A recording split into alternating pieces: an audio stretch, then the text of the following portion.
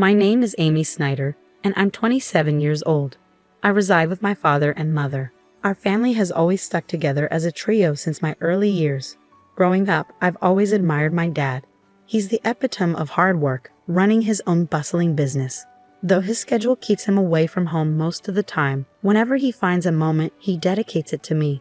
On his off days, he prioritizes spending time with me, proving himself to be an exceptional father. My mom, however, paints a different picture. As far back as I can recall, she has never been employed. While she tends to household matters, she's never lent support to my dad's business or pursued a career outside our home. Despite our comfortable lifestyle, with my mom often seen socializing and attending events, her lack of involvement in my life has left me feeling somewhat neglected. There were moments of profound loneliness, but my dad's unwavering presence always filled that void. He understood the indifference my mom held towards me and made it his mission to ensure I never felt neglected or alone. As I grew older, my mother's tendency to break promises became apparent. While my dad's commitments were steadfast, my mother's casual approach to promises left me disillusioned. I learned not to hold her pledges in high regard. Conversely, my dad's reliability and trustworthiness garnered my admiration. I even entertained thoughts of joining his company after graduating from university. Being the only child, I saw it as a way to honor my father's legacy and continue his work. Upon reaching my 20s, my father began imparting invaluable wisdom during our outings for drinks. Meanwhile, my mother's involvement in my life remained superficial. The only time she interjected was during my sophomore year of college when I expressed my desire to join my father's company. "Dad, I want to work at your company after graduation. I'm already preparing for it. I want to follow in your footsteps someday," I announced eagerly. "Amy, are you sure about that? A girl doesn't need to pursue such endeavors." My mother intervened, her words dripping with traditional expectations. "Why not? I want to work hard like Dad," I insisted. "A woman should find a good man and let her husband provide for her," she countered, echoing typical sentiments. Disheartened by her lack of understanding, I chose not to engage further. I refused to live a life tethered to someone else's ambitions, mirroring my mother's existence.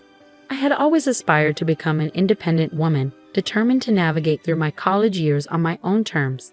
After that pivotal moment, I dedicated myself to diligent study, paving the path to join my father's company immediately after graduation.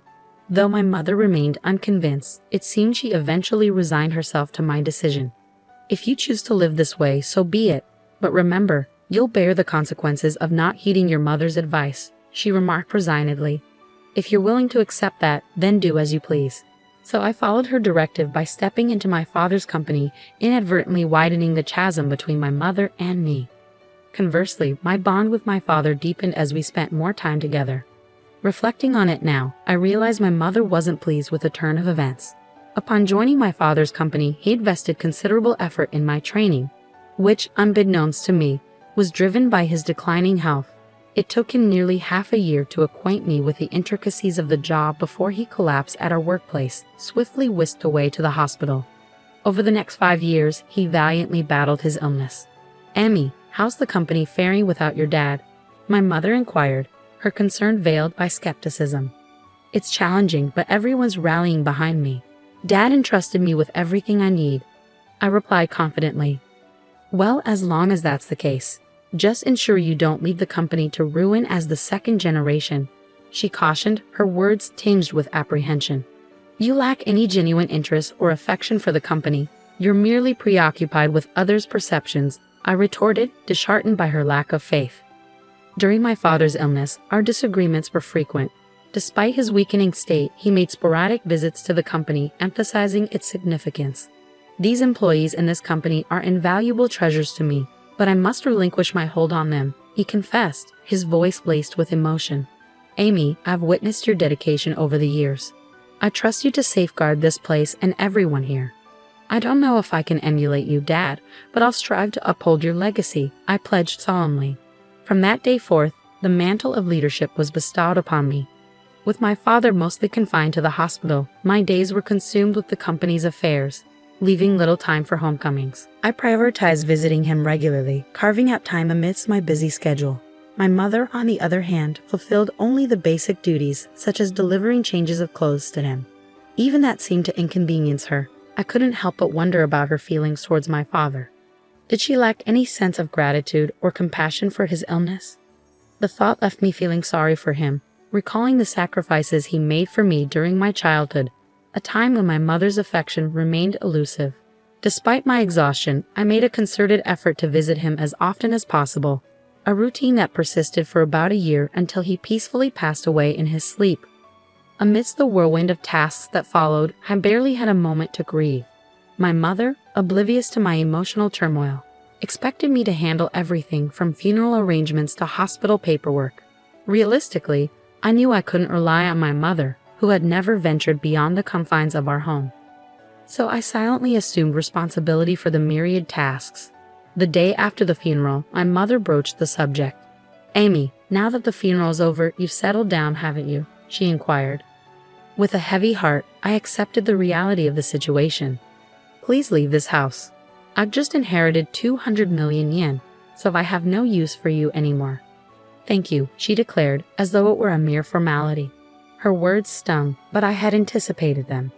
Further discussion seemed futile. Did she truly believe that wealth could replace familial bonds and absolve her of responsibility? With a multitude of questions swirling in my mind, I made the decision to depart. The next day, I arranged for the sale of all belongings associated with me, leaving my mother utterly surprised at the speed of my departure. I had meticulously planned my departure, but I harbored a secret from my mother. Despite her claim of inheriting 200 million yen, my father had entrusted all financial matters to me, designating me as the sole inheritor. Not a single yen remained for my mother, a decision my father made adamantly while he was still in good health. "Your mother lacks the understanding of money management or prudent spending. I want you to provide her with monthly household expenses," he instructed me. "If she receives a lump sum, she's likely to squander it immediately. If she protests, refuse to give her a penny." Though my father's last words were spoken in jest, he handed me an SD card containing a video message addressed to my mother. While I never envisioned showing it to her, recent events suggested its necessity might arise sooner than later. After my departure, I anticipated my mother would reach out to me, but her summons came sooner than expected. "Come home immediately," she demanded over the phone. "I'm working, Mom. What's the matter?" I replied, feeling a pang of annoyance. "I just need to talk to you." "Please come quickly," she insisted. With a sigh, I reluctantly headed back to our family home, clutching the SD card in my hand. As soon as my mother laid eyes on me, she launched into accusations. "You absconded with all of your father's inheritance, didn't you? I knew something was amiss when you left so abruptly. Hand over your father's inheritance to me now," she demanded, her greed palpable. "How selfish can you be? You can't even fulfill your duties as a mother," I retorted, my frustration simmering. In response, I silently extended the SD card to her. Confused, she inspected it. "What's this?" she queried. "I suppose you don't even know how to watch this," I remarked, masking my disappointment. I retrieved my laptop, inserted the SD card, and played the video. On the screen, my father appeared, as vibrant as I remembered him. I couldn't help but wonder how my mother would react to this video letter. Silently, I exited the room, leaving her to watch it alone. I had never witnessed my mother defy my father before, but now, in the wake of his passing, would his words resonate with her? Upon returning to the room, I found my mother in tears, her emotions laid bare. I was taken aback, my mother, shedding tears over a video of my late father. I was intrigued by the contents of the video letter he had left for her, but hesitated to watch it myself. Consequently, I remained clueless about the cause of her tears. "Mom, are you okay?" I inquired, concern lacing my voice. "Yes, I'll be fine. For now, I understand. I'll adhere to your father's wishes and entrust everything to you from now on. Please, go home for today. Call me once you've had time to gather yourself," she replied, her tone subdued. Sensing her desire for privacy, I left promptly, pondering over how my father had managed to silence my mother. Questions swirled in my mind as I made my way home. Nearly a month passed without any communication from my mother, prompting concern to gnaw at me. During my lunch break, I decided to pay a visit to my parents' house, hoping to check on her. However, she wasn't home. That evening, I returned once more, relieved to find the lights on. "Sorry for dropping in unexpectedly. I came by this afternoon, but you weren't home, so I grew concerned," I explained upon seeing her. "I'm sorry, I was out for my part-time job during the day. my mother explained upon my return. A part-time job? I echoed incredulously. My understanding of my mother painted her as someone vehemently opposed to work. How had it come to this? Didn't you watch that video? It was a video letter addressed to you. I retorted, baffled by her sudden change in behavior. You can take it home. You should watch it too. Amy, can I watch it? I asked, extending the SD card to her. Very well, she acquiesced, passing it back to me. Feeling a twinge of apprehension, I returned to the office and settled at my father's desk. With a deep breath, I played the video. Honey, if you're watching this, it means you've not been able to communicate with Amy. First of all, thank you so much for helping me raise Amy until now. Without you, I don't think I could have managed the company while bringing up Amy. My father's voice resonated through the room. As his words continued, a sense of unease crept over me. Then he uttered something unexpected, something that shook me to my core. You've taken care of Amy, even though she is not your child, and I have nothing but gratitude for you. You've stood by my side for so many years, but as a result, you've given up on your dreams and have reached your age without earning your own living. For that, I take responsibility because I have allowed you to live a life of luxury. I'm sure you'll be in trouble when I'm gone. I'm not my mother's child, I blurted out, the realization hitting me like a ton of bricks. But then it clicked. Despite the lack of overt affection, she had cared for me every day, doing the bare minimum for a child who wasn't her own. Who was this person? I didn't register our marriage because you told me you felt bad for your sister, so I ended up supporting your living and didn't do anything else. I'm sorry, but once I'm gone, I worry about the rest of your life. There's no one to support you, and I've taken your life away. I sat in disbelief as my father spoke, his words flowing with unexpected clarity.